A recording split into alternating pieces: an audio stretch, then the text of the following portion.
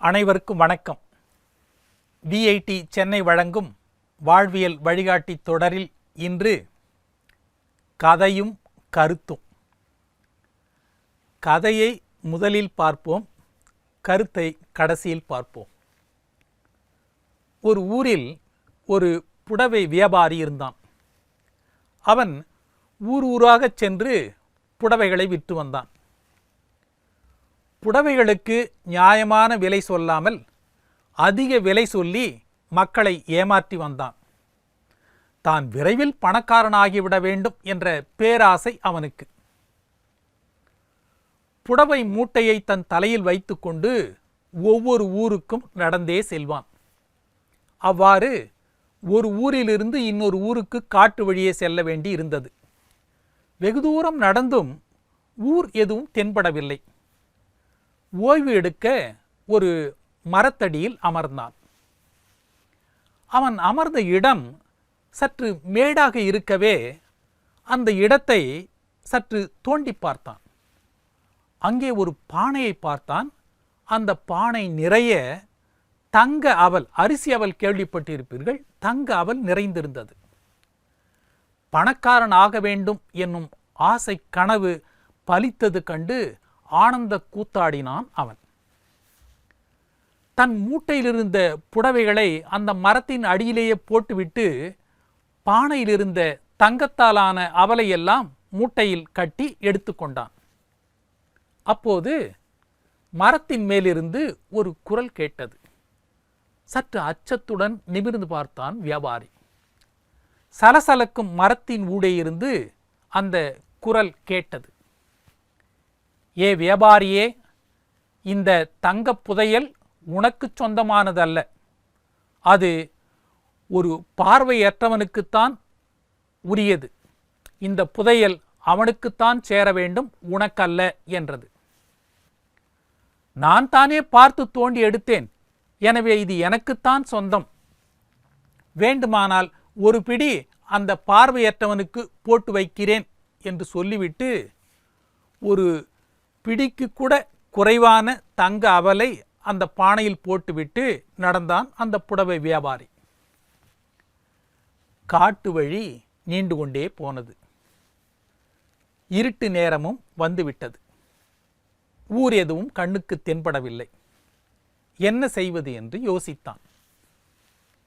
நல்ல வேளையாக தொலைவில் சிறிய வெளிச்சம் தெரியவே அந்த இடத்துக்கு வந்து சேர்ந்தான். அம்மா என்று குரல் கொடுத்தான். ஒரு வயதான மூதாட்டி வெளியே வந்தார்கள். இரவு மட்டும் தங்கி போவதாக சொன்னபோது அந்த அம்மையார், நான் இந்த மாதிரி வழிபோக்கருக்காகவே இந்த இடத்தில் தங்கியிருக்கிறேன். இதை நான் ஒரு தர்ம காரியமாக செய்கிறேன் என்று அவர்கள் சொல்லி வியாபாரி சாப்பிட வயிறார உணவு பரிமாறினார்கள்.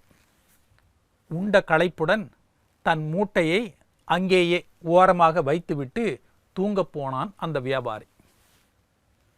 வேறொரு வழிபோக்கரும் அங்கு தூங்கிக் கொண்டிருப்பதை பார்த்தான் அவன். மறுநாள் அதிகாலையிலே எழுந்து தன் மூட்டையை தூக்கி கொண்டு புறப்பட்டான் புடவை வியாபாரி. வெகு தொலைவு வந்த பின் தங்க மூட்டை லேசாக இருக்கிறதே என்று சந்தேகப்பட்டவன் மூட்டைக்குள் கையை விட்டு ஒரு பிடி அள்ளி பார்த்தான். ஐயோ, இது என்ன அத்தனையும் துவரம்பருப்பாக உள்ளதே கடவுளே என்று மீண்டும் அந்த மூதாட்டியின் வீட்டிற்கு ஓடோடி சென்றான். தான் கொண்டு போன மூட்டை தன்னுடையது அல்ல என்றும், இன்னொரு மூட்டை அங்கு இருக்கிறதா பாருங்கள் என்றும் அந்த மூதாட்டியிடம் கேட்டான். ஆனால் அந்த மூதாட்டி, இல்லையே அப்பா, உனக்கு அருகில் படுத்திருந்தவர்தான் அவருடைய மூட்டையை தூக்கி கொண்டு சென்றார் என்றார்கள். அப்படியானால் அவர்தான் என் மூட்டையை பார்க்காமல் எடுத்து சென்றிருக்கிறார். அவர் எப்போது போனார் என்றார் வியாபாரி படபடப்புடன். அதற்கு அந்த அம்மையார் லேசாக சிரித்து கொண்டே, ஐயோ பாவம், அவரால் எப்படி பார்க்க முடியும், அவர்தான் பார்வையற்றவராயிற்றே என்றார்கள் அந்த மூதாட்டி. என்ன, கண் பார்வையற்றவரா? அவர் எப்போது போனார்? என்றார் இந்த புடவை வியாபாரி. நீங்கள் தூங்கிய சற்று நேரத்திற்கெல்லாம் அவர் எழுந்து சென்று விட்டார். நான் கூட நன்கு விடிந்தவுடன் செல்லலாமே என்று கூட சொன்னேன். பார்வையில்லாதவருக்கு இருட்டானால் என்ன, வெளிச்சமானால் என்ன, எல்லாம் ஒன்றுதான். என் களைப்பு நீங்கிவிட்டது, நான் சென்று வருகிறேன் என்று சொல்லிவிட்டு போய்விட்டாரே என்றாள் அந்த மூதாட்டி.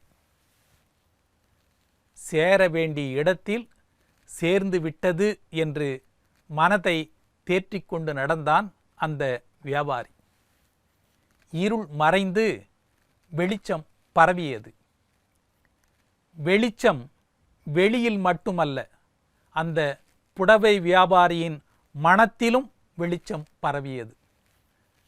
கதை கூறும் கருத்து என்ன என்று கேட்டால், யாருக்கு எது சேர வேண்டுமோ அது நிச்சயம் அவரை சென்று சேரும் என்பதுதான். மீண்டும் நாளை சந்திப்போம்.